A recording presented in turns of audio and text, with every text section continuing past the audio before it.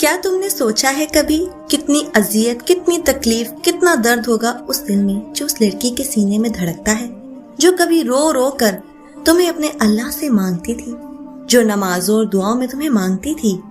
وہی لڑکی اب تمہارے رویے کی وجہ سے گڑ گڑا کر اپنے اللہ سے تمہیں بھولنے کی دعا کرتی ہو۔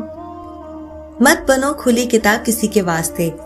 جہالت کا دور ہے، جہالت کا دور ہے، لوگ پڑھ کر پھینک دیتے ہیں۔ زندگی میں ہر موقع کا فائدہ اٹھاؤ، مگر کسی کے بھروسے اور جذبات کا نہیں۔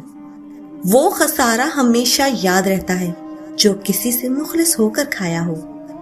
ان کی خاموشی سے ڈرو، ان کی خاموشی سے ڈرو جن کا آپ نے دل دکھایا ہے، کیونکہ اگر انہوں نے کچھ کہا نہیں یا کیا نہیں تو بدلے میں اللہ ضرور کرے گا۔ مجھے ڈر لگتا ہے اب لوگوں سے، ان کے قریب آنے سے، اچانک چھوڑ جانے سے، بہت سخت لہجوں سے اور نرم مزاجوں سے، جان بن جانے سے، انجان ہو جانے سے، پہلے ہنسانے سے پھر خود ہی رلانے سے، احسان کرنے سے، احسان جتانے سے، بہت خاص ہونے سے، بے حد عام ہو جانے سے، ایک دن چھوڑ جانے سے پھر کبھی لوٹ کر نہ آنے سے۔ مجھے ڈر لگتا ہے اب لوگوں سے۔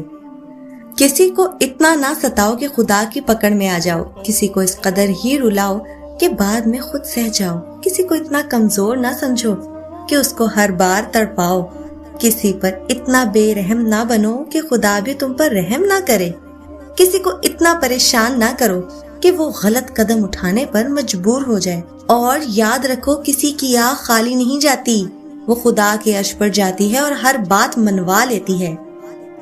ایسے شخص کو کبھی مت گوانا جس کے دل میں تمہارے لیے محبت، فکر، عزت اور چاہت ہو۔ اور مجھے افسوس ہوا کہ زندگی اداسی سے بہت آگے کی چیز ہے۔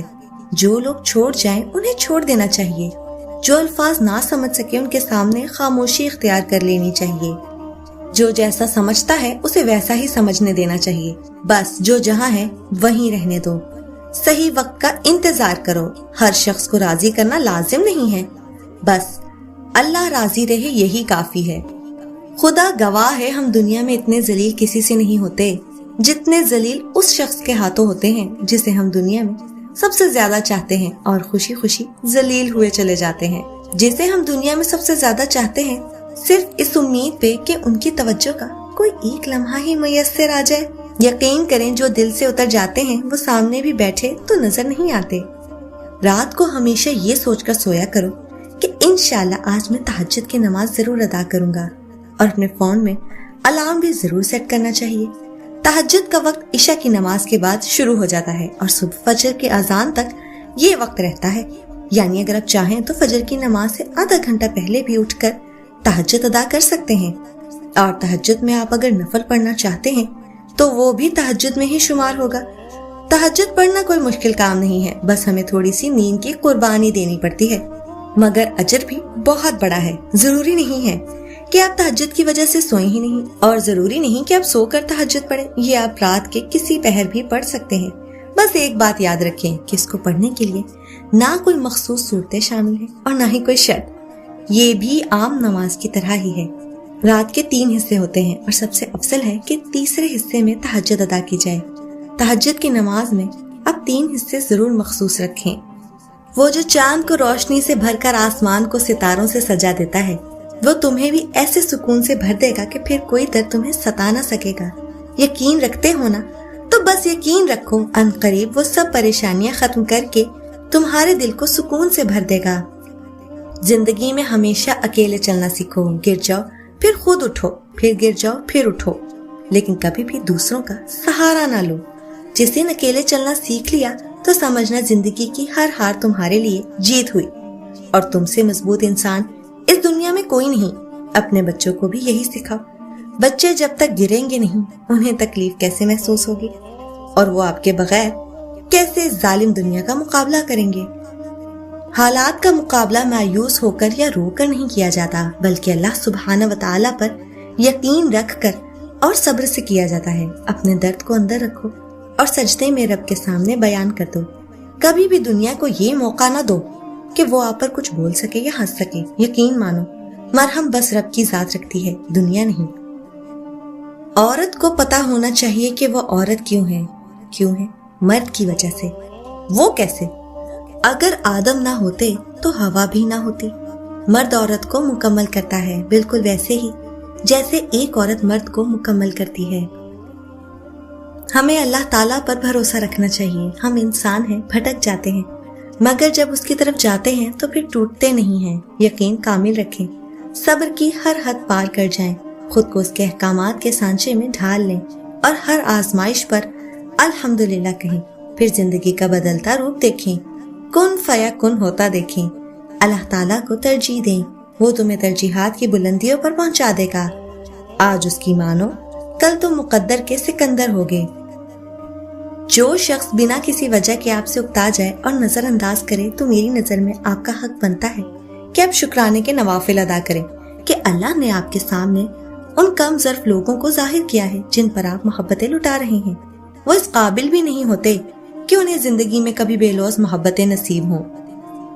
خود سے محبت کیجئے، پوری دنیا آپ کے قدموں میں ہوگی۔ اگر آپ لوگوں سے محبت کرنے بیٹھے تو یقین جانیں لوگ آپ کو ذہنی مریض بنا دیں گے۔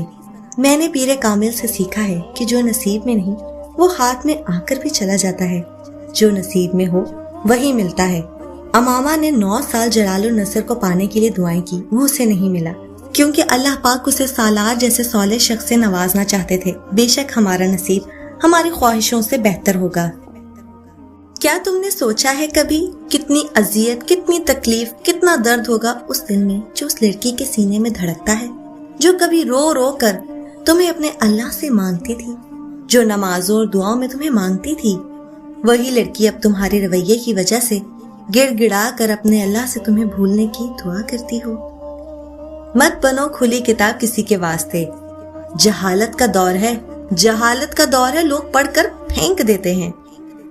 زندگی میں ہر موقع کا فائدہ اٹھاؤ، مگر کسی کے بھروسے اور جذبات کا نہیں۔ وہ خسارہ ہمیشہ یاد رہتا ہے جو کسی سے مخلص ہو کر کھایا ہو۔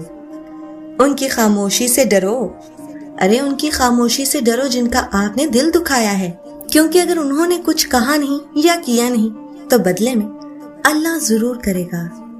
مجھے ڈر لگتا ہے اب لوگوں سے، ان کے قریب آنے سے، اچانک چھوڑ جانے سے، بہت سخت لہجوں سے اور نرم مزاجوں سے، جان بن جانے سے، انجان ہو جانے سے، پہلے ہنسانے سے پھر خود ہی رلانے سے، احسان کرنے سے، احسان جتانے سے، بہت خاص ہونے سے، بے حد عام ہو جانے سے، ایک دن چھوڑ جانے سے پھر کبھی لوٹ کر نہ آنے سے۔ مجھے ڈر لگتا ہے اب لوگوں سے۔ کسی کو اتنا نہ ستاؤ کہ خدا کی پکڑ میں آ جاؤ، کسی کو اس قدر ہی رلاؤ کہ بعد میں خود سہ جاؤ، کسی کو اتنا کمزور نہ سمجھو کہ اس کو ہر بار تڑپاؤ، کسی پر اتنا بے رحم نہ بنو کہ خدا بھی تم پر رحم نہ کرے، کسی کو اتنا پریشان نہ کرو کہ وہ غلط قدم اٹھانے پر مجبور ہو جائے۔ اور یاد رکھو کسی کی آہ خالی نہیں جاتی، وہ خدا کے عرش پر جاتی ہے اور ہر بات منوا لیتی ہے۔